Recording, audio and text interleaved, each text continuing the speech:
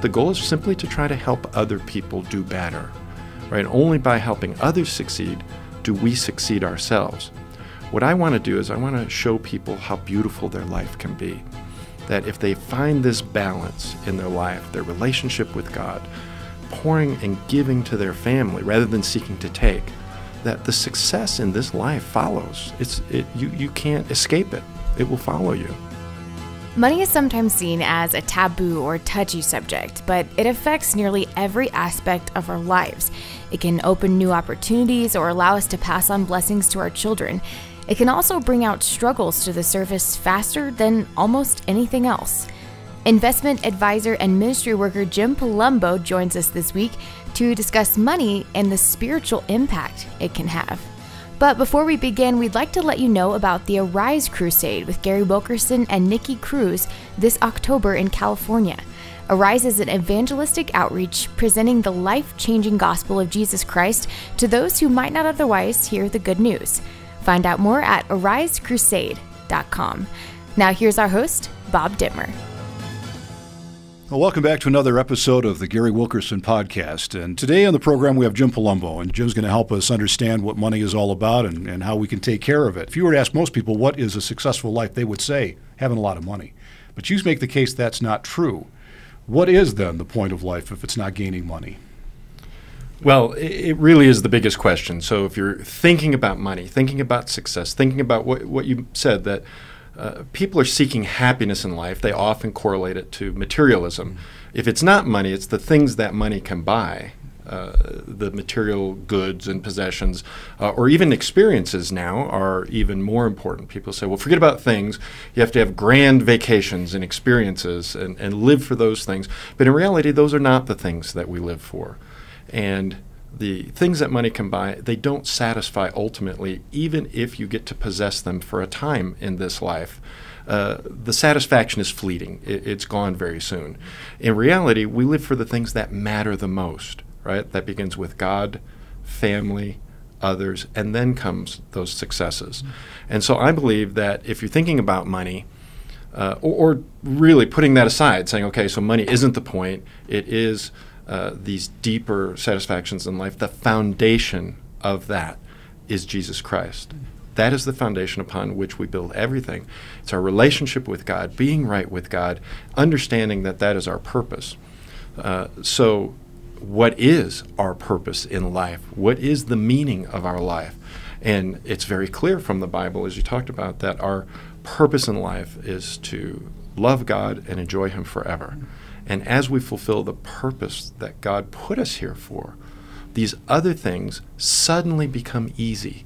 Having success with family, having peace in your family, having success in your career, possessing the necessary material goods in this life, all that stuff becomes easy all of a sudden if you get the foundation right. You know, when the Bible talks about building your house on the rock and not on the sand, it's not just spiritual. The spiritual life and the material life are connected. You build your life on God and on those principles and pour love and life into your family. Guess what? The money, the success in your career, all that becomes automatic. Gary, I'm sure you talk to a lot of people as a pastor. Do they get that point, or is that one that just escapes people? I think there's two extremes. One is everything's about Jesus and deny yourself, and so you don't even provide for your own family, right? And you don't, and money is almost seen as not the root of all evil, but evil. And then the other extreme is everything's about money and stuff. And so, I think that's why I wanted to talk to Jim today and have him exposed to those that listen to our podcast. Is you have been able to, be personally successful and also financially, and also raise up a very large business, which is a financial, what would you call it? Your business, investment advisor. Investment advisor, yeah. And so you help people with this. So it's not, you're not just telling people like, don't worry about money, just follow Jesus. But you're saying you follow Jesus, and then there's some principles that could help you in following Christ when it comes to your finances and stuff. And I think that's what we're looking at here, is to try to help people get it right with Christ, and then also get it right when it comes to their money. Because I've met some people that are, in a sense, they're right with Christ. They love Jesus, they serve Him, but their financial life is a mess. And so, I don't know, what would you say to that person who's seems to be doing a good job of honoring Christ, but in debt and don't know how to manage their money? Would you just tell them, keep praying, or? Well, as you mentioned in an earlier podcast, sometimes those situations that are not good are revealing something more on the inside. That something needs to happen on the inside because those things are wrong. And God allows it, right? God's a loving Father, so He allows those difficult circumstances that people might find themselves financially, family stress, and anxieties. He's using those as tools to get you where He wants you to be as a person in your relationship with Him. I can use my own life as an example. You mentioned earlier success in business. I just received an article I didn't know was coming out from Investment News Magazine naming our firm Dynamic Advisor Solutions as the second fastest growing investment advisory firm in America. Wow. Congratulations. Well, thank you. Thank you. And I was thinking about that, and the thought, I chuckled when I saw it because I didn't really try to do that really all that hard. It wasn't through striving. It wasn't through running other overs, putting, I'm number one. I'm gonna get there through. What do you hear the TV guys do? Do you have the passion, the burning desire to get there and have that success? No, actually I didn't. I started the whole thing just trying to help others, and now 25 years later, we haven't changed the philosophy one bit. The goal is simply to try to help other people do better. Right? Only by helping others succeed do we succeed ourselves. What I want to do is I want to show people how beautiful their life can be. That if they find this balance in their life, their relationship with God, pouring and giving to their family rather than seeking to take, that the success in this life follows. You can't escape it. It will follow you. And Jim, you make the comment, one of the true measure of success in life are three principles: origin, meaning, and purpose, or three questions, I guess, that we ask ourselves. Can you build that out a little bit more? People listening to that think, well, I know where I'm from. I guess I know where I'm going. I don't know what all those things mean. So let's talk about origin first. What is the origin question that they have to ask? So origin, purpose, and meaning all go together. So the question of origin comes up a lot in pop culture, apologetics, in church and religion, evangelical circles. And so it's important to know, where did I come from? I'm an unashamed creationist. So I believe that we were created by God, that our DNA is the most beautiful blueprint in all of creation, that God put this roadmap that's inside of us to determine who we are, not only as a human being, but the uniqueness of every single person that's alive today. God created you, Bob, to look different than me, to think different, to prefer different things. If we went to the ice cream shop, you would pick one flavor, I would pick another flavor. It doesn't make either one right or wrong. It makes it beautiful. It makes us beautiful. It makes us created by God for a specific purpose in this. And so origin leads to the next one, which is purpose. That God has a purpose for our life, and it's not random. It's not just the things that you'll do, Gary. We've known each other a long time, and I can think of the many accomplishments of Gary Wilkerson, planning churches, evangelism in countries and urban settings. But in the end, that's not it. God has a singular purpose for all of us. It's His purpose, and He made us unique to serve His purpose, to glorify Him, to love Him forever, and to just enjoy it. He didn't put us here to punish us, as Gary says in his book. He's here to love us. And so we serve that purpose by our uniqueness. And so if we recognize our origin, that, as you've said before, Gary, if this person is successful in this way and I don't feel like I add up, it doesn't matter, because if I'm being me, the very best me that I can be, that's how God created me. And by being uniquely me, then I'm fulfilling God's ultimate purpose for me in this world. So by origins, you're talking about our created purpose, what God intended for us when He knit us together in our mother's womb, right? Correct. So origin, that we come from God, Yeah. and purpose are almost one and the same, right? Yeah. We're created by God. We're not an accident. We're not just another mammal. And then ultimately serving that purpose Good. for which God created us. I think a lot of people probably look at finances and faith and see them in two separate categories, like they see everything with faith in another category. So how do faith and finances work together? What's the relationship between those two? Well, you referenced that there are over 2,000 verses in the Bible about money and stewardship. Many of them are about stewardship, which the second part of that is that there are twice as many as faith. There are twice as many of those as faith. Further, if you look at the parables, Jesus' two longest parables are about stewardship, right? About money, the parable of the talents, and also the parable of the unjust steward. So these lessons were really important to Jesus. He wanted to teach us about these things. And so what you're hinting at, Bob, is they're not disconnected at all, but they're woven together into a single fabric, right? So the life that we live, our faith toward God, is expressed in how we handle the things to which He's entrusted us, the things of this world. And again, money represents material goods, so it's not just the money itself, meaning green dollar bills, but what about the house? What about the business? What about your family? All right? God has entrusted you with your family. You have to be the very best dad that you can be.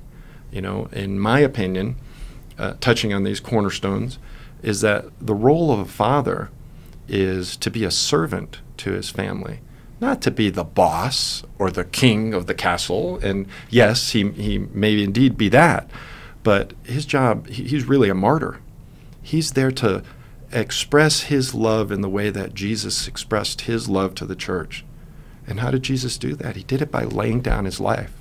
This was an impossible concept for me to grasp as God began to show it to me in Scripture, is that I'm not there to just be the teacher and the boss, tell everybody what to do in my family, but to actually lay down my life so that their life will be enriched and that they will be drawn to Jesus. That's extraordinary.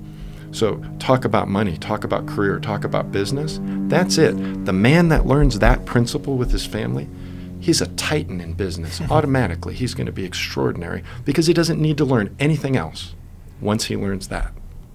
So is that your answer to, say, the listeners that's thinking they're like, okay, I'm a Christian, I love Jesus, but I'm in debt, or I'm a Christian, I love Jesus, but I don't know how to manage my finances well, I'm not a good steward. Is there some advice you would give, some basic advice that would take the person who wants to do well with stewardship, but finds themselves, even though they pray and they read their Bible, but they're still not doing that? Is there some? I'm probably getting ahead of your interview process here, but just curious as to, you know, I'm sitting here thinking like, okay, somebody's listening to us and they're hearing us talk, you know, and so you're speaking so articulate and so well. I love that. But I'm just wondering, okay, like how, you know, you got anything for me to help me? Because right now I'm hearing what you're saying, and it's just, but the bills are piling up, and you know, my job doesn't pay very, you know, minimum wage kind of person. How do you look at finances then through that lens of? Because I think what I hear you saying is like, you know, just love Jesus and the finances will take care of themselves. Is that what you're saying? So it's very, your question really strikes at the most complex and nuanced part of it. So the answer is a little trickier, but I'll try to make it simple. Let's think of it like two sides of a coin. So it's more than love Jesus. So when I'm talking about being a great dad, that means a different level of Christianity, one of self-sacrifice, selflessness, learning to be a servant leader. Those are big lessons. And the person that's a disaster with finances, I would venture, is not doing great on those other character issues. And so this is God's way of dealing with those, right? If you're struggling in one area like finances, it's probably a signpost that there's something else going on. I don't want to overanalyze everybody that's listening, but it would be very easy to say that for 8 out of 10 people, selfishness is the source of trouble with finance. It could be that simple, but it might be more nuanced so than without that. accusing anybody of selfishness, that could be something to look at, like saying, like, okay, if you're in debt, and your spending is something you do to self-medicate and comfort, then maybe there's some issues you have to look at.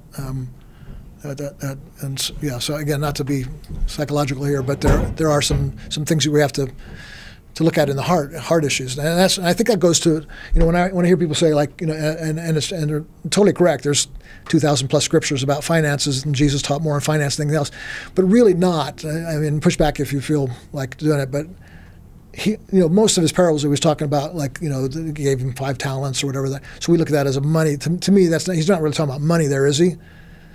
You know what I'm saying? When Jesus talked about give this guy 5 talents, and he's talking about something about the way you live your life.